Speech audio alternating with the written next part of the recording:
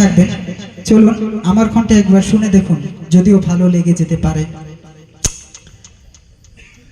আমি লিখব চিঠি দেব তোমায়, পাখি পৌঁছে দিও রওজায়। শুনেছেন? আমি লিখব চিঠি দেব তোমায়, পাখি পৌঁছে দিও রওজায়। আমি থাকব বসে অপেক্ষায়, পাখি পৌঁছে দিও রওজায়। আমি লিখব চিঠি দেব তোমায়, পাখি পৌঁছে দিও রওজায়।